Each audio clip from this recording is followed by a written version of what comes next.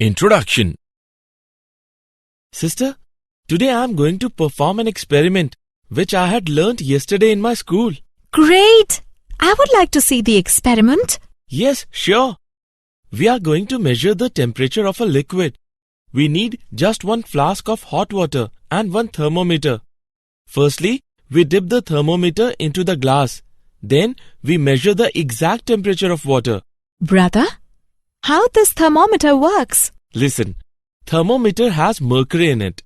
When we put thermometer into hot water, then the heat from the water causes the expansion of the mercury.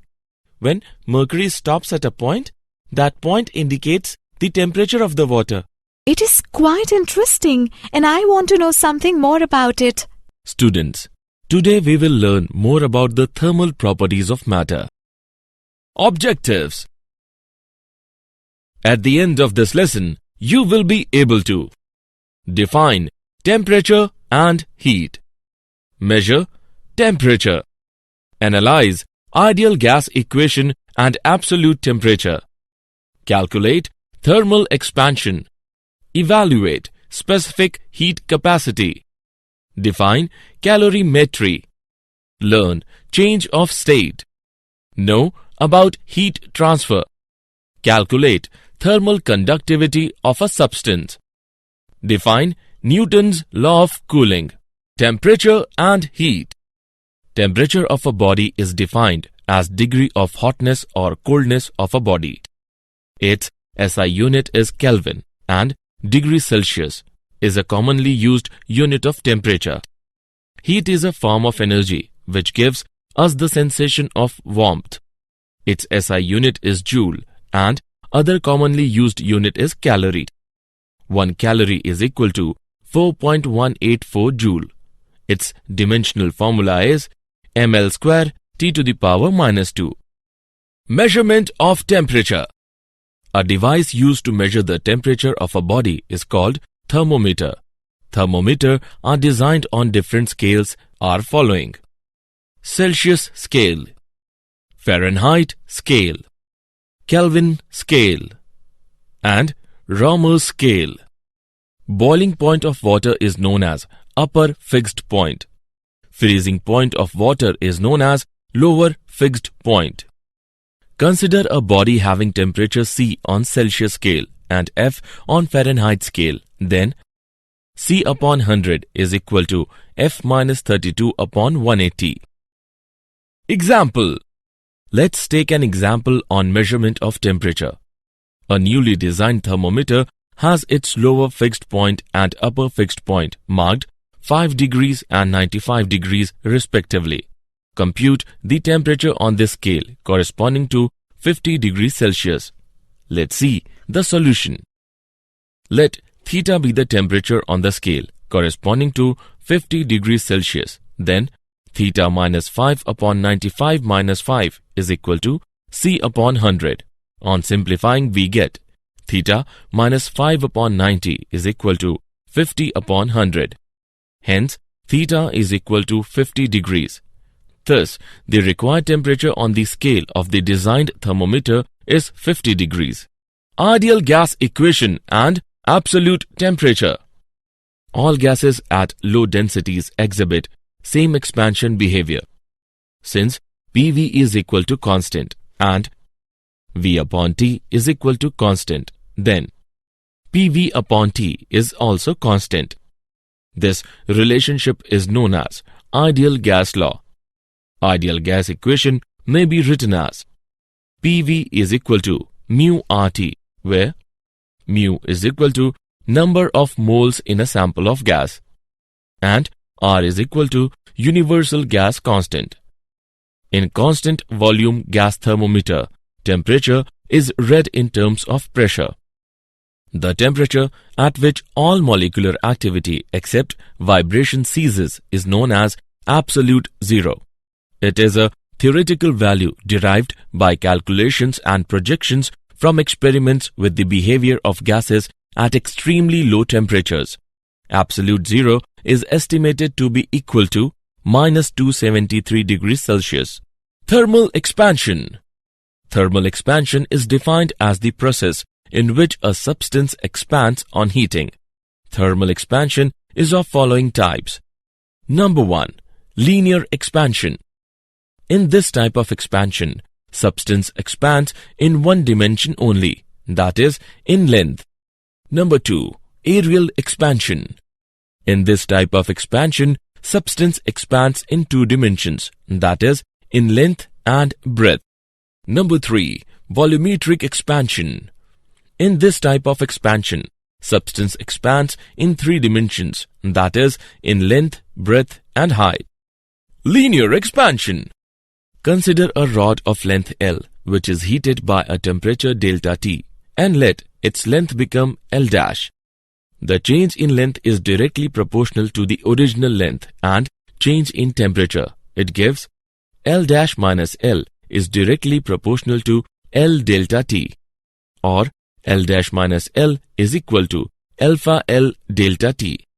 Value of alpha is equal to L dash by L upon L delta T, where alpha is equal to coefficient of linear expansion. Coefficient of linear expansion of the material of a rod is defined as the change in its length per unit original length per unit rise or change in its temperature. Aerial expansion. Consider a plane of original surface area A at temperature T1. Let the area of the plane be A dash at temperature T2. It gives A dash minus A is directly proportional to A delta T, or A dash minus A is equal to beta A delta T. Value of beta is equal to A dash minus A upon A delta T, where beta is equal to coefficient of aerial expansion.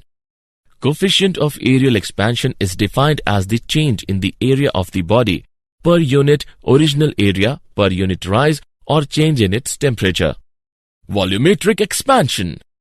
Consider a spherical body of original volume V at temperature T1. Let the volume of the body at temperature T2 be V dash. It gives V dash minus V is directly proportional to V delta T, or V dash minus V is equal to gamma V delta T.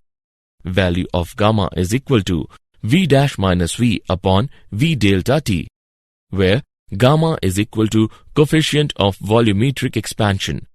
Coefficient of volumetric expansion is defined as the change in volume of a body per unit original volume per degree rise or change in its temperature. Specific heat capacity. The specific heat of a substance is defined as the amount of heat required to raise the temperature of its unit mass by 1 degree Celsius. It is represented by C. Its SI unit is joule per kilogram per Kelvin. Its dimensional formula is m to the power 0, L squared, T to the power minus 2, K to the power minus 1. The amount of heat given to a substance of a mass m to increase its temperature by delta T is H is equal to mc delta T, where H is equal to amount of heat required and C is equal to specific heat of the body. Heat capacity of a body is defined as the amount of heat required to raise the temperature of the entire body by 1 degree Celsius. Its dimensional formula is ml squared T to the power minus 2 K to the power minus 1. Its SI unit is joule per Kelvin. Heat capacity is equal to mc, where C is equal to specific heat of the body and m is equal to mass of the body. Calorimetry. The method in which a quantity of heat either absorbed or given up by a body is measured is known as calorimetry. Heat loss or gain is equal to ms theta, where m is equal to mass, s is equal to specific heat of the material, and theta is equal to change in temperature. Calorimetry is based on the principle of conservation of energy. It states that heat lost by the hot bodies is equal to heat gained by the cold bodies. The essential requirement for calorimetry are: no heat escapes out from the calorimeter, no chemical reactions takes place between the different substances taken. Change of state. Matter normally exists in 3 states: solid, liquid and gas. A transition from one of these states to another is called a change of state. Melting. The change of state from solid to liquid. Melting point. The temperature at which a solid and its liquid are in equilibrium at any fixed pressure. Vaporization. The change of state from liquid to vapor. Boiling point. The temperature at which the liquid and the vapor states of the substance coexist. Fusion. The change of state from liquid to solid. Regulation. Successive melting under pressure and freezing when pressure is relaxed at the interface of two blocks of ice. Sublimation. The process of transformation directly from the solid phase to the gaseous phase without passing through an intermediate liquid phase. Latent heat. The quantity of heat absorbed or released by a substance undergoing a change of state, such as ice changing to water at constant temperature and pressure. Heat transfer. Heat can be propagated in three ways. Number 1, by conduction. Number 2, by convection. Number 3, by radiation. Conduction. Heat transfer from one end of a solid substance to its other end without the actual movement of constituent particles. Convection. Heat is transferred from the higher temperature region to the lower temperature region due to the actual movement of constituent particles. Radiation. Heat is transferred from a body at high temperature to another body at lower temperature without having a direct contact between them. Thermal conductivity of a substance. The amount of heat transferred from the higher temperature of a solid substance to the lower temperature is directly proportional to the area of cross-section of its faces. The temperature difference between two faces, time, and inversely proportional to the separation between the two faces. It gives Q is equal to Ka T1 minus T2 into T upon D, where K is a constant of proportionality and is called coefficient of thermal conductivity of the material of the substance. The coefficient of thermal conductivity of a substance may be defined as the amount of heat transferred from one phase of a unit cube of that substance to the opposite phase in unit time when these two phases are maintained at a unit temperature difference. Example. Let us take an example of thermal conductivity. Two rods A and B are of equal length.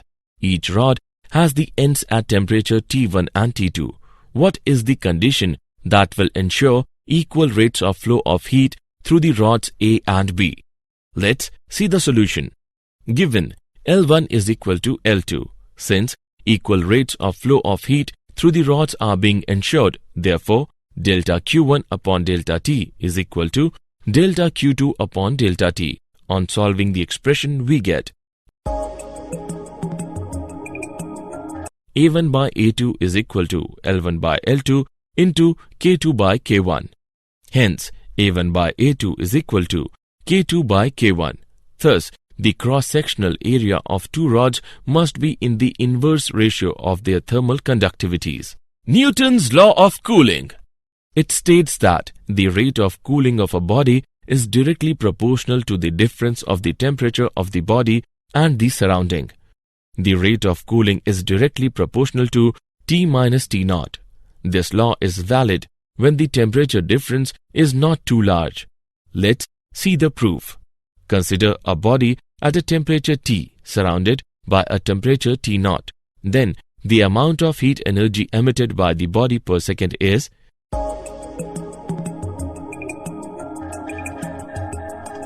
E is equal to sigma belongs to A T minus T naught into T plus T naught into T square plus T naught square. Since T is very close to T naught, it implies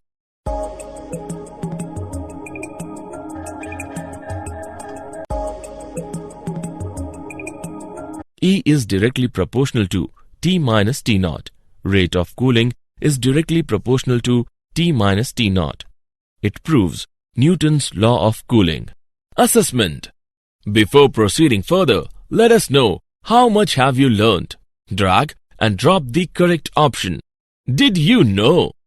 Calorimetry is the science associated with determining changes in energy of a system by measuring the heat exchanged with the surroundings.